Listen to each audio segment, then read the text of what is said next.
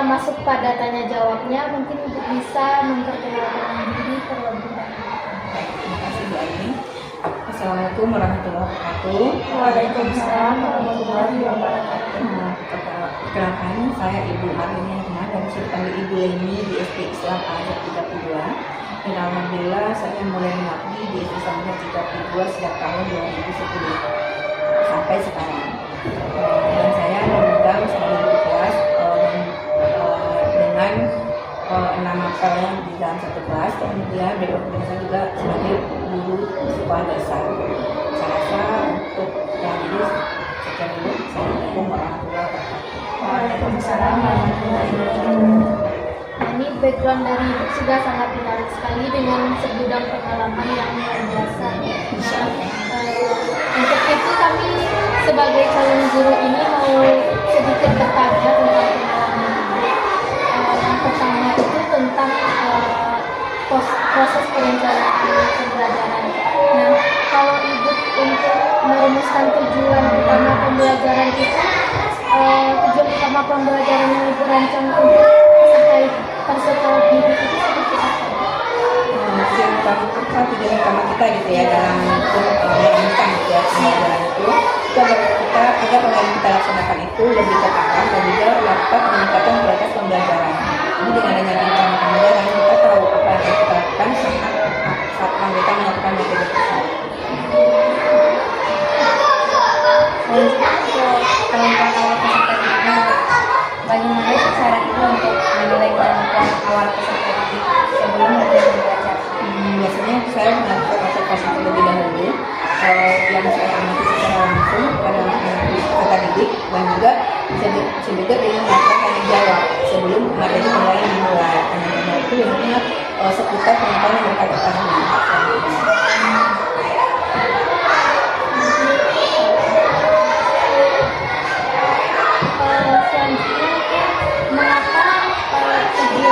Bagaimana tujuan pembelajaran ini penting bagi peserta? Tujuan pembelajaran itu sangat penting bagi peserta didik karena dapat membuat kita mengetahui target apa atau apa hasil yang akan kita capai dan apa yang kita harapkan nanti pada mereka. Jadi makanya tujuan pembelajaran penting agar lebih mengetahui capaian hasil belajar yang mereka yang kita harapkan terhadap peserta didik tersebut. Selanjutnya untuk topik cara hidup untuk menarik minat dan rasa ingin tahu dari peserta didik. Biasanya kita menggunakan benda-benda atau mungkin peristiwa atau hal-hal yang mungkin dekat dengan anak didik tersebut. Contoh misalnya saat kita membagikan matematika dan kita menggunakan benda-benda yang memang mereka sukai seperti kelereng atau mungkin stick gitu kan yang memang mereka suka barang memainkannya dan kita gunakan untuk bisa menarik kesukaan mereka. Untuk selanjutnya, kira-kira ada nggak strategi yang biasanya Ibu lakukan untuk menjaga keterlibatan mereka itu dalam Yang bisa lakukan biasanya kan saya melakukan beberapa strategi ada beberapa terlibat ya untuk semuanya itu pertama itu diskusi kelompok.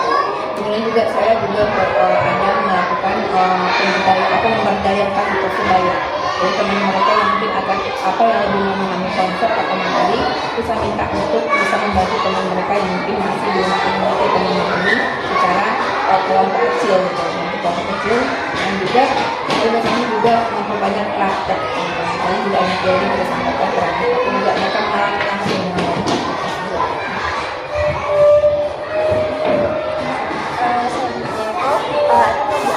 atau metode yang digunakan agar peserta didik tersebut bisa memahami konsepnya dengan lebih mendalam. Untuk pendalaman ini ya, biasanya kita menggunakan pembelajaran langsung ya. Jadi experience learning gitu. Jadi mereka memang mengalami sendiri gitu kan.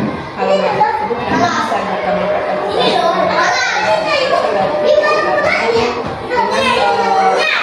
mengajak mereka langsung.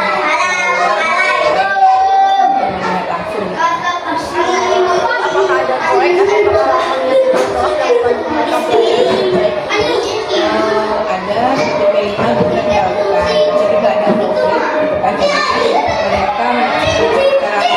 Jadi mereka secara langsung pembelajaran di luar kelas. Soalnya pada mereka data dengan mereka langsung dalam pengolahan sayur hidroponik bagaimana jadi sebuah jenis yang enak dan mungkin mereka bisa tentang refleksi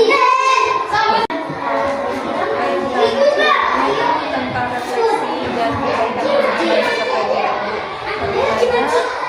Kembali pemahaman mereka terhadap materi yang jadi kita melakukan refleksi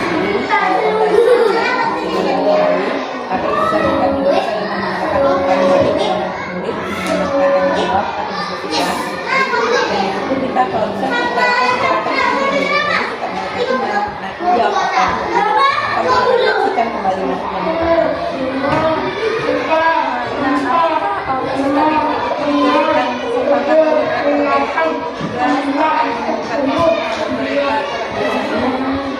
soalnya kita lakukan itu jadi setiap murid yang sudah mungkin masalah kita akan dan mereka memahami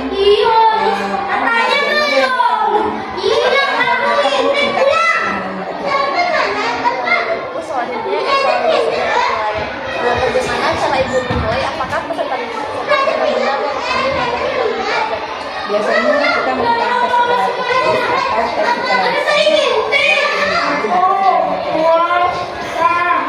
Apakah ada pendekatan khusus yang digunakan untuk penilaian?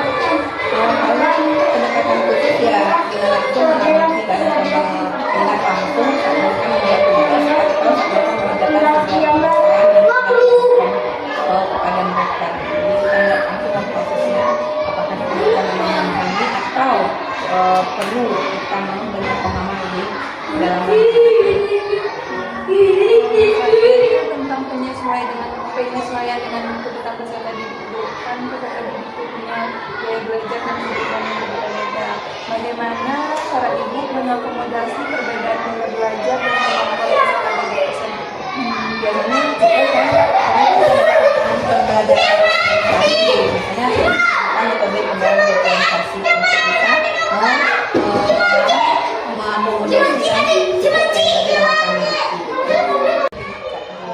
Jika ada perubahan di kondisi kelas yang tidak sesuai dengan rencana pembelajaran itu, bagaimana cara ibu menyesuaikan rencana pembelajaran tersebut agar tetap relevan untuk peserta didik?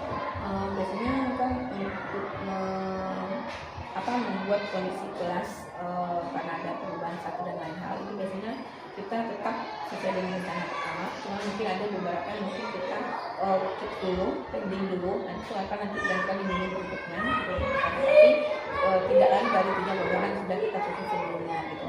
Dan itu biasanya perubahan kondisi itu biasanya karena ada beberapa kegiatan yang memang perlu dilakukan hal itu yang mungkin diadakan sifatnya gitu. Bagaimana cara ibu mengatur pembelajaran agar peserta didik dapat memahami materi itu secara bertahap dan efektif? Paling untuk mengatur pembelajarannya ya, berarti menyajikan materi tersebut dengan cara yang menarik dan menggunakan media pembelajaran yang memang benar-benar dekat dengan materi. Jadi biar mereka merasa tertantang dan juga tertarik gitu kan dengan media yang kita siapkan.